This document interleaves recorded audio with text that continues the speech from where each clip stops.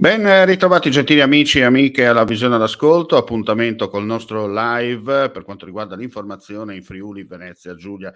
Apriamo dunque con le notizie di cronaca relative al nostro territorio e quanto accaduto insomma nelle ultime ore. Purtroppo dobbiamo aprire con una tragedia della strada perché c'è stato un incidente questa mattina lungo il tratto libero della A4 tra la barriera di Monfalcone e l'Isert e Duino in direzione Trieste.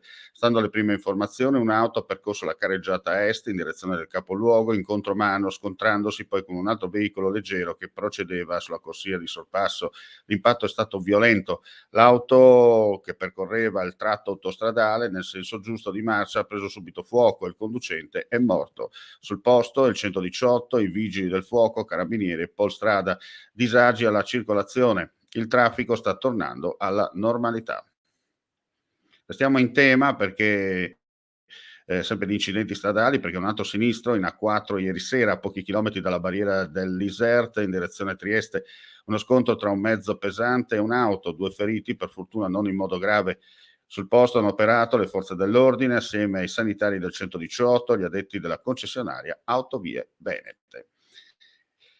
E adesso restiamo a Monfalcone, ma una notizia di cronaca per quanto riguarda alcune operazioni di polizia locale, insieme all'azienda sanitaria, ha portato alla chiusura di una macelleria gestita da una cittadina di nazionalità macedone.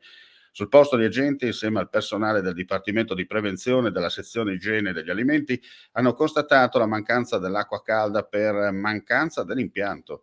Il manuale di autocontrollo risultava privo di alcune procedure non conosciuto dalla titolare. Soprattutto alcuni alimenti venduti preimballati non riportavano le informazioni di etichetta in lingua italiana. Alla titolare sarà erogata una sanzione di 1.000 € per aver esercitato in assenza dei requisiti essenziali previsti dalla normativa sanitaria e l'attività di vendita è stata sospesa sino al ripristino dei requisiti stessi.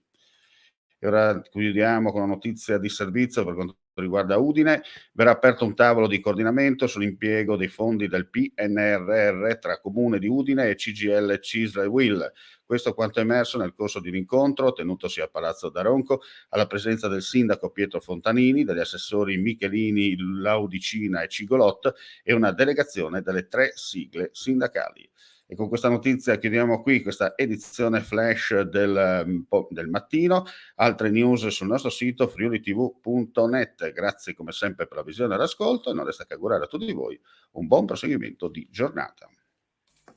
Vuoi assaggiare una birra dove al suo interno scopri la specialità tipica friulana? Lumi Beer, il prodotto ricavato in 20 ettari di terreno coltivato orzodistico, biodiversità, performance ambientale. Lumi Beer nelle sue 5 versioni disponibili, 4 per consumo veloce e dissetante e la versione Magnum per intenditori. Lumi Beer si abbina a qualsiasi palato. Lumi Beer è un prodotto esclusivo Azienda Agricola Pancera, il buon seme, i buoni frutti.